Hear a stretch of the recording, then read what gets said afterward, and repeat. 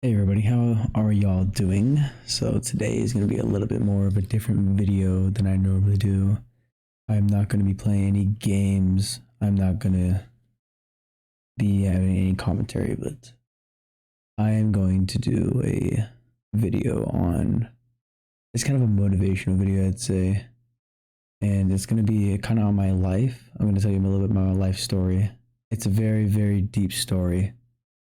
And, I wanted to express it until the whole point of the story that I'm going to tell you is that the topic is basically about like how people can change and how you can change as well if you wanted to change at all in any sort of way.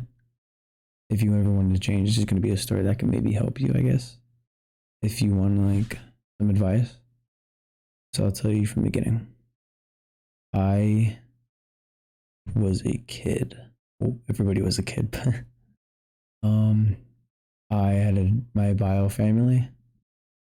My dad, my bio dad was an abuser, and he abused everybody in the family. I guess is what I heard. And my mom was like a hardcore drug abuser that she used drugs while I was in her womb and stuff. So I'm kind of like a drug baby, I guess, because I was in her womb and she did drugs and stuff. So and I came out with a lot of diagnoses, like a lot of stuff that was wrong with me, like I have ADHD, I have Tourette's, and if you don't know what Tourette's is, it's like tics that make you do weird stuff, like weird noises, and like some tics can be worse than others. Like you can have uncontrollably cussing or uncontrollably like foul language or uncontrollably like twitching and stuff.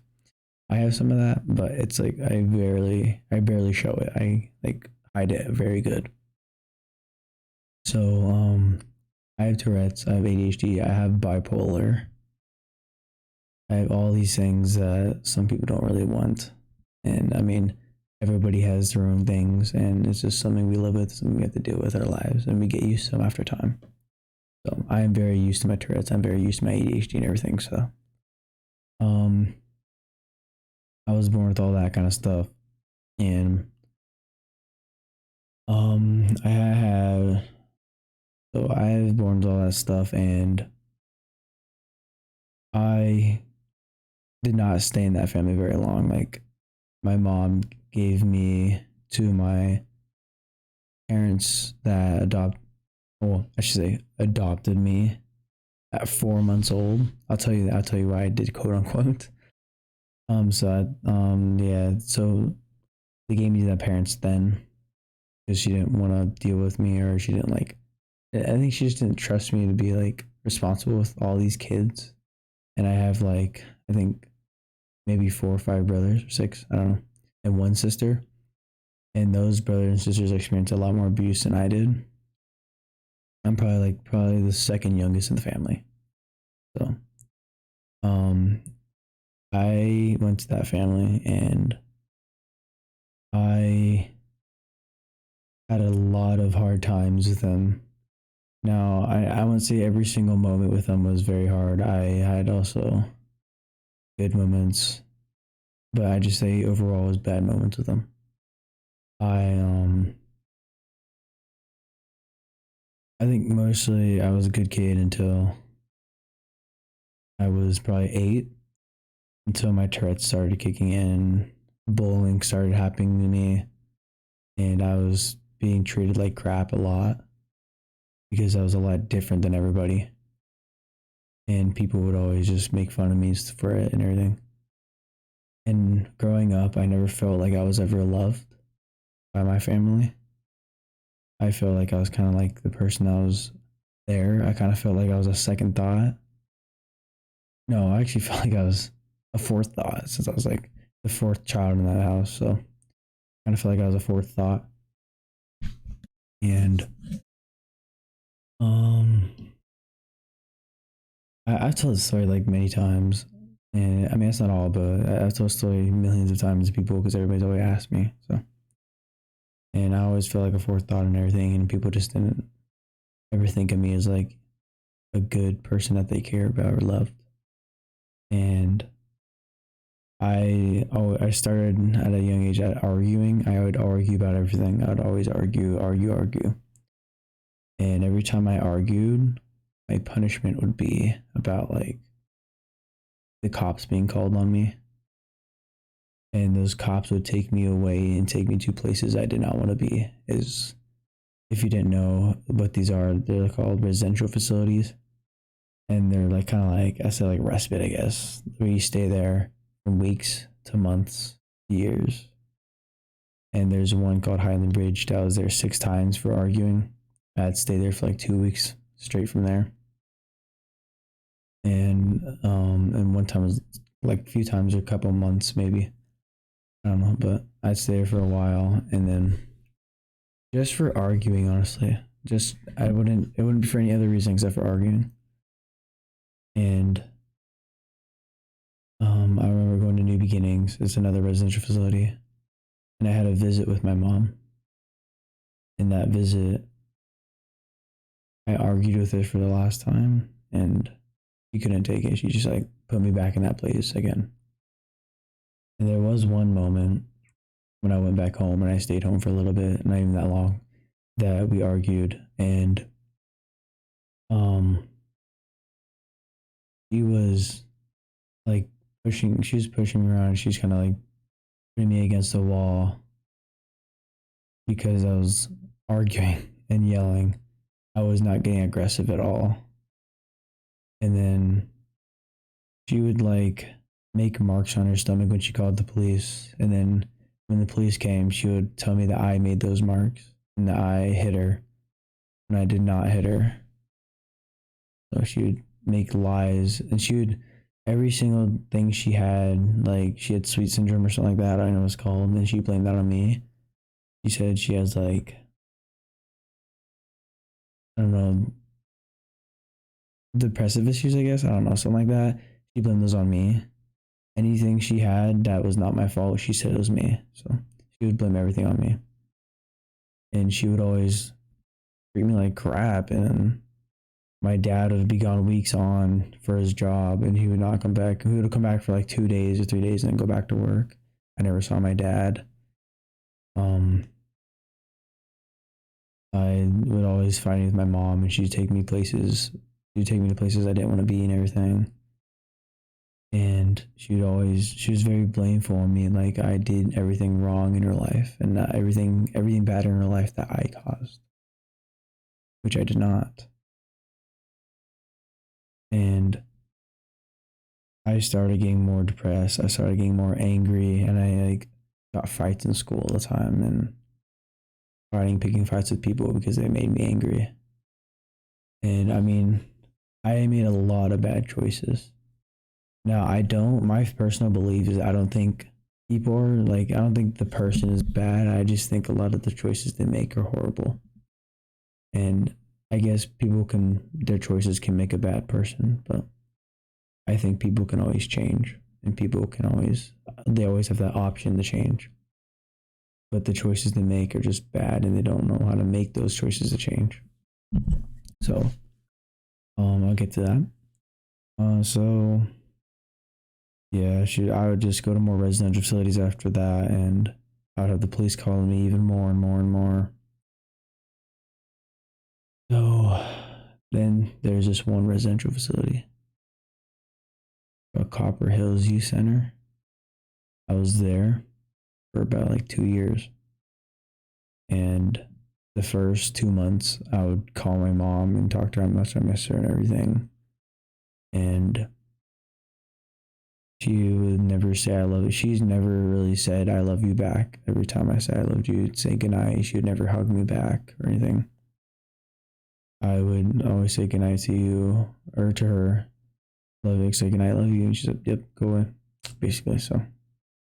And she kind of like, I just stopped talking to me after 2 months of calling. I never really fought with her. I just told her I really wanted to go home. I miss you guys. I don't like being here. And she just stopped calling me and just kind of blocked my number. She did not like the fact that I knew her phone number and I knew her email. She did not like the fact that I knew that.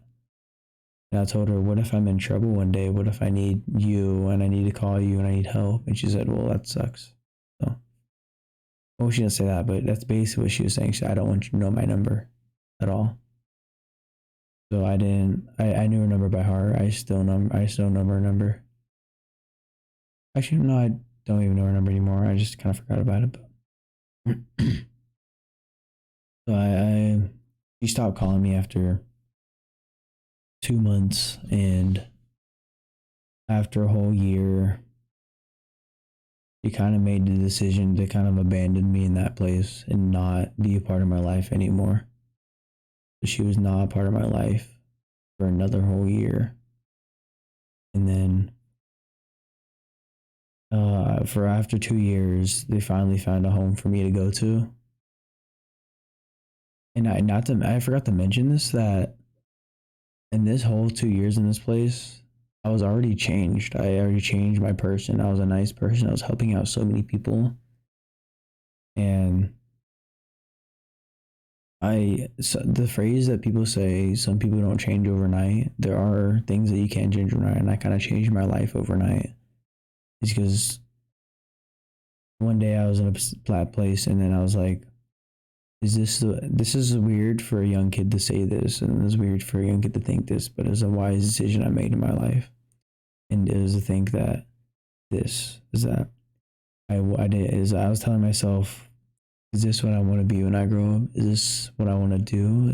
And where I want to be is like being in all these residential facilities all my life until I'm 18 and have no chance and no shot in succeeding in life. And I told myself, no, I don't want that. I want to succeed in life. I want to be happy. I want to be a dad. I want to have a job. I want a car. I want everything. I want everything that's in life and what's stored for me. So I decided to do that. And I started making better decisions. Then that's when my mom kind of abandoned me in that place for 2 years.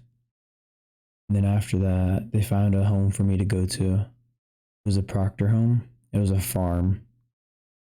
And they were very, very strict on me. But it was for a good reason. It was because they're trying to teach that life is not always going to be easy for you and things are not always going to be given for you. You got to work for your stuff. I had to work on a farm to get things. If I wanted something, I had to work for it. That's what they taught me. So, I worked for a lot of stuff and I got money there by doing classes. I worked for money there, I guess. And I would help build things. I would help build brick stuff. I'd help build garages, sheds, and everything. A lot of things. So, and I would be, so there's this consequence they did. It's like table time is like pink level or something. That level system. It was pink level is when you had to do table time. You had nothing. You had absolutely nothing to do except for stare at a wall. Now I was dumb and I should have never done this, but I flipped off my proctor dad and he put me on that on table time for a while. I don't remember how much days, but it was a while. And you had literally nothing to do. So, and I had to sit there and stare at a wall, and you couldn't sleep either. And if you had to do work, they'll just tell you they'll just tell you go do work, go do that, go to this. So, and just I had a hard time there. At some points, just being depressed and everything. And I would just always be down because always thinking about my old family and how things could have been if I was not arguing or being better or making better choices. So I started making better decisions again, but more, I guess. I was being very good. I was a very good guy. I was helping a lot of people, and I improved a lot of people's lives. And now I just had to think that I needed to improve my own life, and that's what I did. So, and then out of nowhere, when I was down the most, I got the best news that I've ever hear in my life. Is that there's two families looking for me or looking on me, and one of those families is my family now, and I'm not gonna state their names. I don't think they want me to state their names on YouTube, but they're a really good family and they're special to me. They mean a lot to me. So I did visits. I did call visits with them for a little bit, and then I started doing actual in-person visits with them. I just met them and we were in Utah at the time, and I started doing an actual visit with them and talk to them and everything, hang out with them. And it's just like I felt an instant connection with them. So I just wanted this family so bad. And this family is the family that I knew was the one, and they loved me and they wanted me. And I have not felt like anyone wanted me for the longest time. And now I got my moment. And then now I live in Ohio. So I live in Ohio now, but now I had a visit in Ohio. And then just I had to go back to Utah. And then once I go back to Ohio, I'm staying in Ohio. So, and now I'm in Ohio and I have a family, and also I am adopted by them. I got adopted by them last February. And that wasn't very long ago either. So, um, moral of the story, people can change and you just gotta be patient with them, and you choose to make the right decision. You choose who you want to be, and you choose what you're going to do in life. And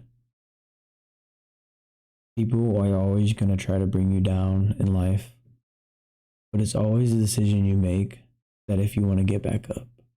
And I chose that I wanted to get back up and wanted to keep on moving.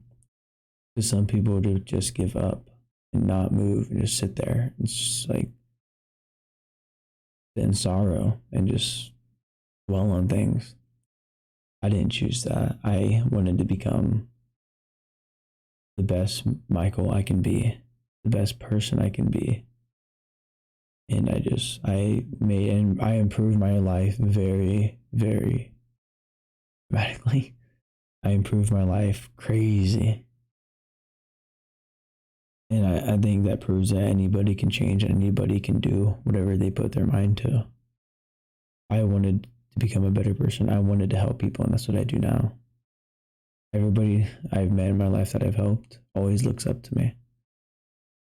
And I have a lot of good influences in life.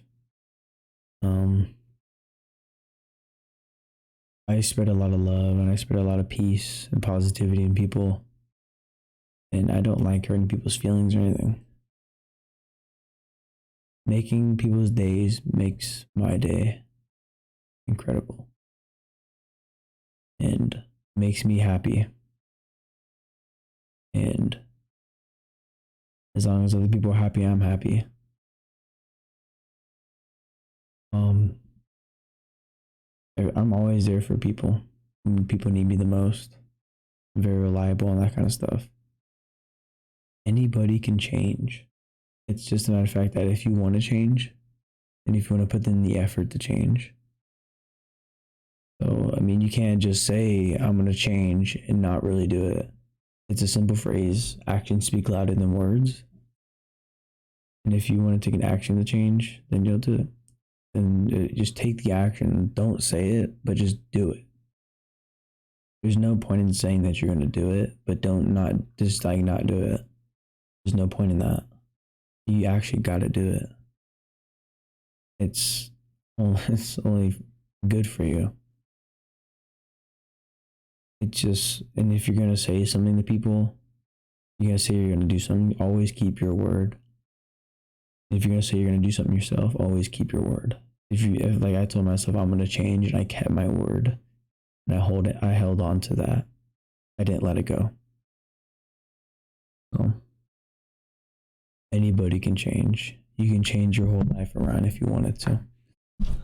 And yeah, it's only a brief thing of my life, and that's basically just a little bit of it. So I've been through a lot and I've learned a lot, and I use that learning for helping other people.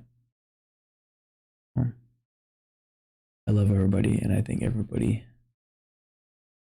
good, equal, and yeah.